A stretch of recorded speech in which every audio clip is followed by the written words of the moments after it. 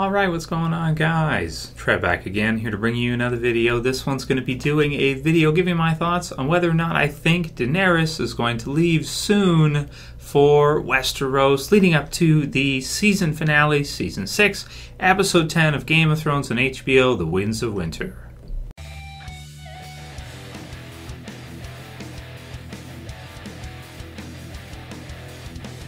Fire, blood. Love it. Cool. So I definitely wanted to do another Q&A leading up to tonight's episode, the Season 6 finale for Game of Thrones. It has been quite the incredible season, especially after Episode 9. Until that, I was like, I don't know. But, oh man, it's just, what an amazing episode. Best episode of any series I've ever seen, for sure. And most people agree. There's a few trolls that are, it's not that good. But you're always going to have that. You're always going to have those people, right? So I definitely want to do one more Q&A before tonight's finale, and then after tonight, as usual, we'll do the predictions for Season 7. We've only got a couple seasons left. And as usual, of course, we'll do the review tonight. So excited for that. Can't wait to see tonight's episode. Gonna watch Episode 9 again after I finish this right here, because it's just, man, it really is like a perfect episode. It includes just about everything you want in an episode. You have a huge villain death. You have a happy sort of, build up. So many happy built up moments over the seasons where we didn't know what they were doing with it, and finally it all sort of comes together in what seems to be almost planned out way. I'm sure it is.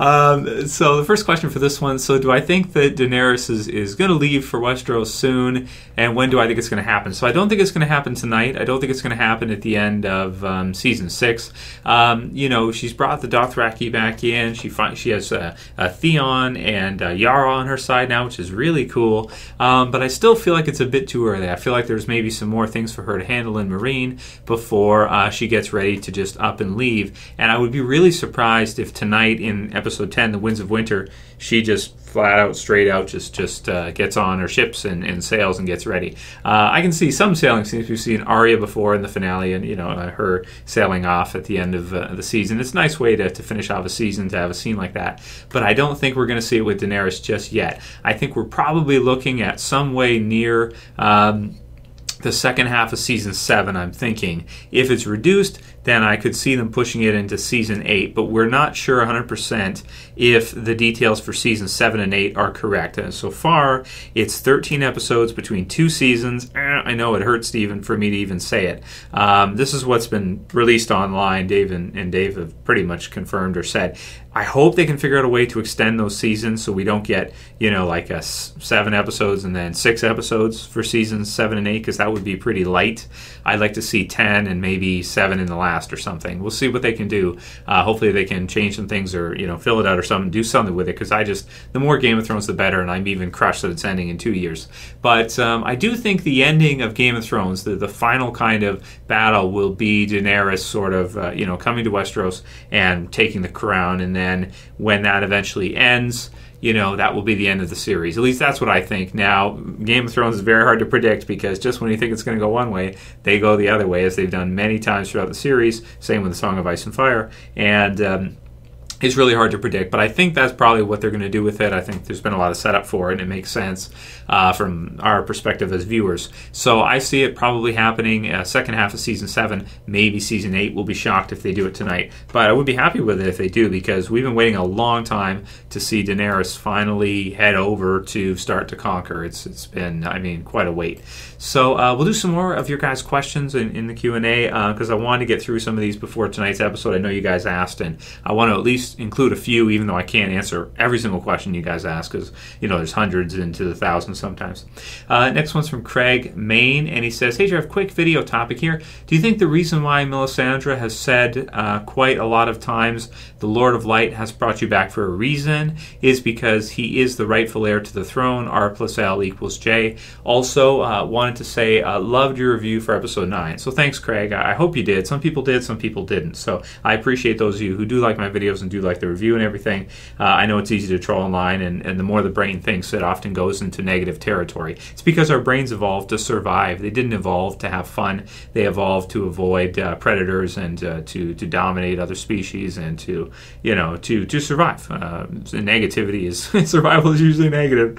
So anyway, but yeah, I think you might be right there. Maybe it'll be interesting to see how that ends in the end of how that goes down if Daenerys and Jon join sides, because I would tend to think that they would probably join sides, and maybe the final battle will be everybody against the the White Walkers.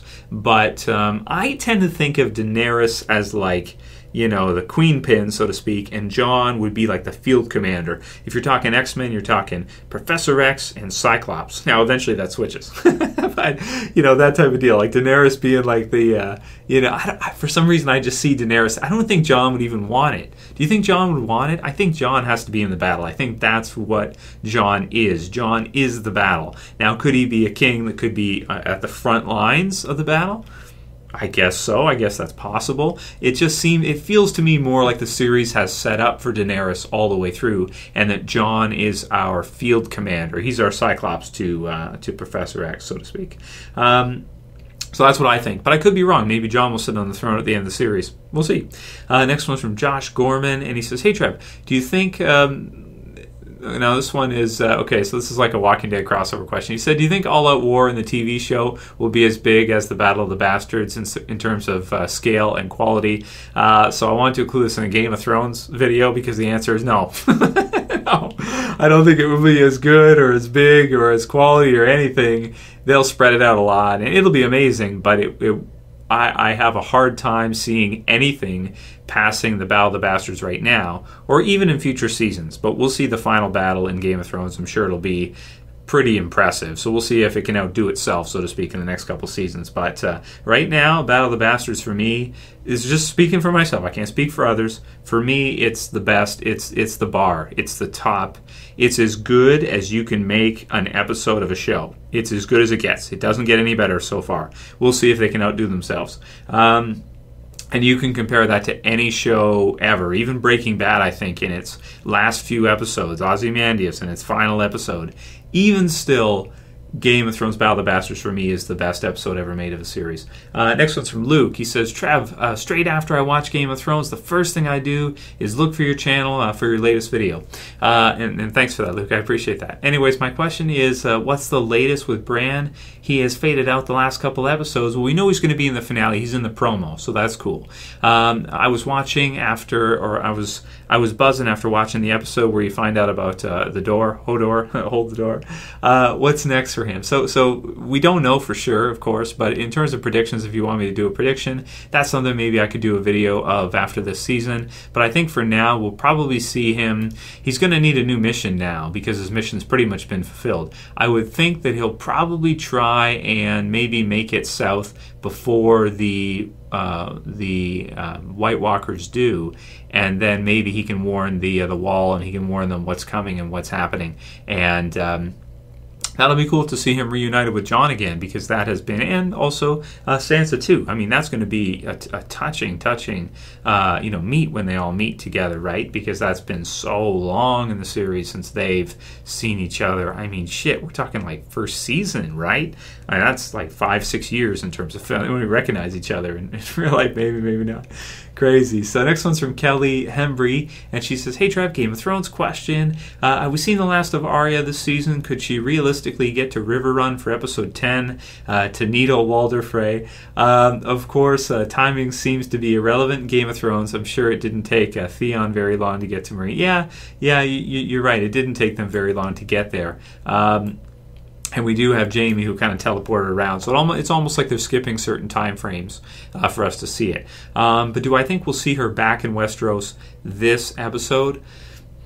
If so, she'd probably just get there. Like she'd be on her way there. I think that'd be a good, a fade-out scene for the end of the season to see her on her way back or something. That would be cool. Or maybe, who knows what she'll do. Maybe she'll join, maybe she'll try to earn some money and join with the...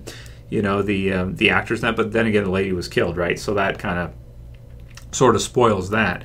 But I wouldn't be surprised if we see her head back to Westeros, but just start on her journey. I don't think she's going to get there in episode 10. No, I think that'll be next season, but you never know with the teleporting and stuff. Next is from Cigar Nixica. He always sends great questions. He says, if the Faith finds Cersei guilty, which they 100% are going to do, what kind of punishment will she face? I think she would fare better if that Stannis allied pirate from season 2 ravished her than at the hands of the Faith. I don't think so. I don't agree with you there. I think that the Faith are pretty... I don't know, man. They're, the shame walk is pretty brutal, to be honest. It's kind of crazy, and just imagine something like that in real life. I can't really. So they're pretty crazy, like a cult, kind of cultish in a lot of ways. So I would think maybe they'll sentence her to death. Maybe she'll be executed, something like that. Yeah, it depends how much they find that she's done, because she's done so many things and she's killed so many people and done so much. Even if they think find out about Robert and maybe having something to do with poisoning the previous king, this kind of thing, which again that's not 100% confirmed, but it's like the timing is so convenient that it had to have been her that did. Anyway, that's back to season 1. That's going way back. But she is, and that's the point. She's done so many things that they could definitely sentence her to death, and I don't think that would be, anything against it. Or maybe they just lock her up permanently, and then Jaime has to come back and save her or something. But there's no way to know either, because that part is not in A Song of Ice and Fire yet either. Do a few more. The Fresman 93. He says, or she says, do you think that Cersei will find out that Olenna was responsible for killing Joffrey? How would she react to that? E.g., could that be one of the reasons that she could burn the city? That could be a cause, and I'm not 100% sure. I got to look into more details about why people think that is almost like a for sure thing. There's a lot of people who think, and I've seen it in many comments, that for sure she's going to do that, Mad Queen type deal. I don't know, man. I mean, that's pretty tricky. I think Red Team Review, he did a video on that. I haven't seen his video though, so I don't know all the reasons why people think that is going to happen for sure. I can definitely see her doing it, and she knows about it. She knows about it. But have we seen her do any setup for it? Has there been any, posturing? Has there been any, has Qyburn been setting something up or something? He's kind of loony. So I wouldn't put it past. I definitely think that it's within her character to do something like that. But I haven't seen any real concrete setup to set up for that theory yet. That said, maybe there's something in A Song of Ice and Fire you can point to. I can't think of anything off the top of my head. But it would be really cool, and it could be if she doesn't know what to do and she's surrounded by enemies, like Olenna said, maybe just burn everybody, kill as many people as she can, take out of this world if she's going to go, or this kind of thing, or create some kind of huge, crazy anarchy or something. So it'd be cool to see, and I like the theory. I just got to look more into it myself as to see why it's so prominent online and why people keep discussing that as something that's so probable. So I'm a little bit new with regards to that. I haven't looked into that too much myself. But I do not think she's going to find out that Olenna was responsible for killing Joffrey. I don't think so. No. I don't think she's going to find that out. No, I don't think so. Next one's from Trident the Fan. He says, hey, Trev, who do you think will kill Walder Frey, and how will he die? I hope it's Arya. I do. Either Arya, or you could go with, if Jaime did it in tonight's episode, or if he does it, if it's not tonight's episode, he probably won't do it. But if it's not him, I would like to see Sansa or Jon, or, anybody, any of the Starks really would be cool. But for some reason, I really want to see Arya have that be like her, because a lot of the people that she put on her list are already dead, or or what have you, or she doesn't hate them anymore, like the Hound. But him, he's just like, man, he's got to get it so bad. And we've seen, of course, Ramsay be killed now by Sansa, and sort of Jon too. Be at least beaten almost to death by Jon. I would like to see Arya get at least one of the big villains, and I hope she's the one who gets him. And we'll do just one or two more, because I don't want to go on for too long. Let's do this one from Bernie. He said, Bernie Mon Blatt. He said, hey, Trev, question for the Q&A here. Here's a theory for Game of Thrones. As the Hound and the Brotherhood are of Light are heading north, and Catelyn Stark has been dead for too long to be revived. My theory, this is for a Lady Stoneheart type of thing. My theory is that Sansa will die in, this was before Battle of the Bastards. He thought she was going to be killed there. Of course she wasn't, which is awesome, and I'm happy for that. But will be revived by the Brotherhood in the north, and that she will become the TV series version of Lady Stoneheart. So that's pretty cool. Or, I like your theory, Bernie, but what they could do is just keep her alive and just have her fill the same part anyway. So instead of maybe Arya being the one who kills him, maybe Sansa kills him, has him hung or something. And, just kind of has more power in terms of, like, it could be more realistic too. Like, she even doesn't have to be undead. She could just be, with Baelish and leading the army of the Vale around to do whatever the hell she wants. And you got Jon in there too with the wildlings who like to fight. And the surviving wildlings now must be really tough because they have been through some shit. They have been through some brutal battles, and all the rest of the wildlings that are still alive are like the survivors. So they're like the toughest of the wildlings. So just see her go around and just massacre everybody. And then let's see. All right. I think I'll wrap it up for today. I've got some other ones here, yeah, okay, last one will be from Sky Shark, and he says, can you explain why Jaqen seemed so accepting of Arya leaving back to Westeros? He said, finally, a girl is no one, but then looked pleased when she was like, no, I am Arya, right? So that's from Sky Shark. So I think he was surprised. I don't think he was necessarily pleased. I thought he was. In fact, I would think deep down he might be upset because the waif was such a good servant, and Arya, he's always liked Arya and had a soft spot for her. But I think that what she's done is kind of like he's impressed though too, right? Like he's very surprised, but yet probably very impressed too, and almost feeling like, okay, she's at a level that I didn't think she was going to get to. And if push comes to shove, not training, but if it really goes down, she killed someone who's older, who was more trained, who I taught more. Maybe she doesn't need me. This kind of idea when she says, she's like, no, I'm not going to stay. Maybe him kind of thinking like, okay, well, you don't really need my help anyway.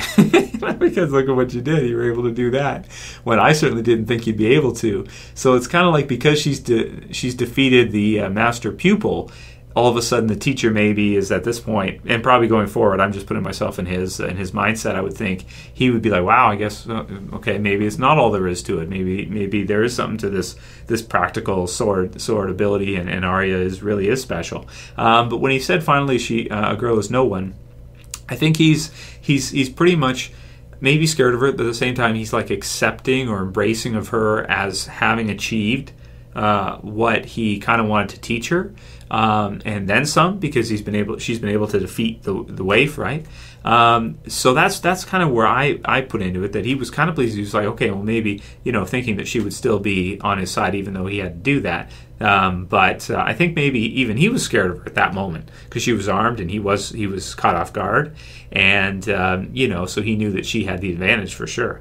So even over him, even with his abilities and everything. So it's it was a cool scene, and I'm really happy because I want to see Arya get back into the story again, and I want to see her get back to Westeros and just get started with what she wants to do with her kind of goals right now, before the end of the series, and maybe meet some of the other Starks. It's like the Starks are back. It's been a long time. They've just been crushed down, and finally in the series, they're finally, coming back as very prominent characters and a very prominent family slowly again. And that'll be it for today's Q&A. Of course, we'll see you guys tonight. I can't wait for it. Really excited for episode 10. It's been an awesome season. And if you guys like this video, please don't forget to thumb it up. I always appreciate it, guys. Every thumb up helps. It really does. Share and favorite also helps as well, too. You can share through to Facebook if you want. Also helps a lot. And, of course, if you're new and you want to subscribe, please subscribe at the bottom left. Please don't forget it if you are new and you want to see more Game of Thrones videos from me. That's it for this one. I'll see you guys tonight. As always, it's Trev. And I'm saying peace. Later, guys. See ya. You better subscribe.